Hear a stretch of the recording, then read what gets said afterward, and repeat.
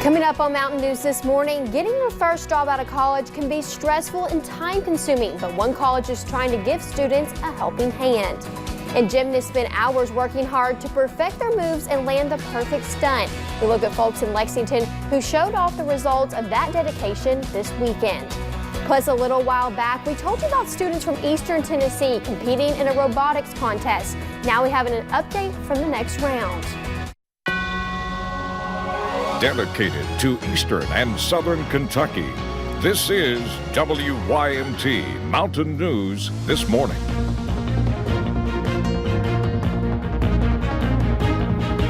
Good morning. The time is 5 o'clock on November 18th. I'm Madison Pergram, and thank you for joining us on Mountain News This Morning. So happy Monday. We're getting started with this work week, this school week. Let's go to Brandon Robinson. Brandon, the weekend weather was pretty nice. I can take that. If you can give us to that every weekend, I can take it. I don't know about that, Madison. We're going to see some big changes starting today. Let's take a look outside, or not outside, but on the satellite and radar. I guess you could call that outside, but we're already seeing some showers trying to pop in this morning. You see a little bit of pink mixing in there down to the south, and a lot of cloud cover this morning. Maybe a few breaks in the clouds at times today, but again, mainly cloudy skies and some scattered rain chances. Outside WYMT, fairly quiet for now. I'm watching that Lake Cumberland I-75 corridor because some moisture is moving through there, and temperatures are close to freezing or below freezing, so we'll keep a close eye on that, keep you posted if anything develops. Most spots there, the mid to upper 30s and low 40s across the area. 36 will kind of split the difference as your out the door forecast by 7. Temperatures climbed right around 50 today, even with the cloudy skies. And again, some peaks of sunshine possible at times. Kind of a back and forth forecast. We'll talk more about it coming up here in just a little bit. Madison.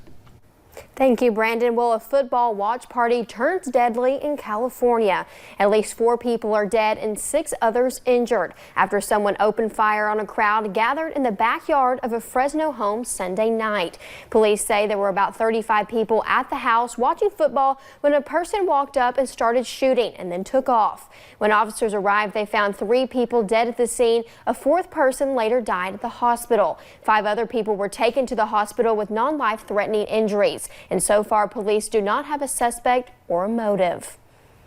And one person was flown to the hospital after being shot Sunday evening in Ashland. Police say it happened just before 8:30 at a home on 29th Street near the intersection of Beach Street. No one is in custody at this time, and officials say the shooter took off from the scene, and the victim's name has not been released, and their condition is not known. You can stay up to date on this story as it develops over on our website at WYMT.com. And human remains were found in Perry County Sunday afternoon. This is a video near the scene. Kentucky State Police confirmed someone found the remains around 1:30. They were located off Chimney Rock Road near the Mother Goose House. The coroner is not releasing a cause of death at this time or if foul play is suspect. We will have much more information as it becomes available on our website at WYMT.com. And if you happen to be taking a trip to the Great Smoky Mountains this week, be aware of a planned fire. They are planning a 660-acre prescribed burn on the western end of Cades Cove. Visitors should expect to see firefighters and equipment along Hyatt Lane in the western end of the Cades Cove Loop Road. The Loop Road and historic structures will remain open to visitors' use, but brief delays and temporary closures may occur to ensure public safety during burn operations. And a little while back, we told you about middle school students from Eastern Tennessee competing in a robotics contest. Now we have an update from the next round of the competition. Kristen Gallant reports from the event. It's been several weeks since these students competed at Holston Valley Middle School, giving them time to perfect their robots, all of these students vying for a spot at the state competition. The regional VEX Robotics Tournament continues in East Tennessee. With each competition, students becoming closer and closer to earning their invitation to the state finals. Once you enter the state level, you're qualifying there to go to the world competition, which is in Kentucky this year. To qualify for the state competition, a team must win an Excellence Award, a tournament, or a Designer Skill Award. It's really a fantastic way to get kids interested in engineering, programming, building, thinking, working with their teammates. Johnson County Middle School's 4 teams are competing on their home turf. We decided that we were going to do an all-girls team with us. This is their 3rd tournament competition this year. It clamps up to 3 to 4 cubes, which can make us win in autonomous or even just the driver's control. The coding requires a lot of logic The engineering of the robots is a lot of problem solving. It teaches them really good real-world skills. The other thing that I really like about the VEX tournaments is that it's not just what you see out here when the robots are working, because there's a whole judging side. The students are also graded based on interviews and keeping a design notebook. 6 teams from Saturday's competition will advance, earning their spot for the state finals.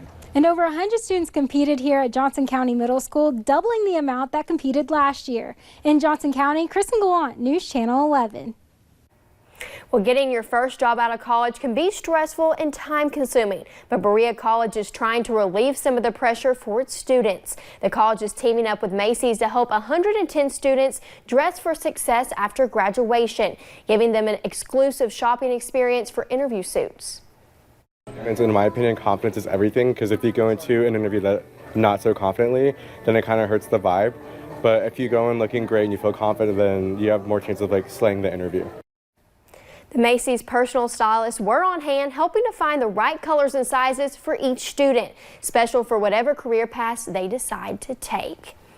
And gymnasts are no joke. They spend hours working hard to perfect their moves and land the perfect stunt. And that is no exception for gymnasts with intellectual disabilities. One of the largest competitions Lexington has seen took place on Sunday as part of the Special Olympics. It makes me cry. It's wonderful. It really is.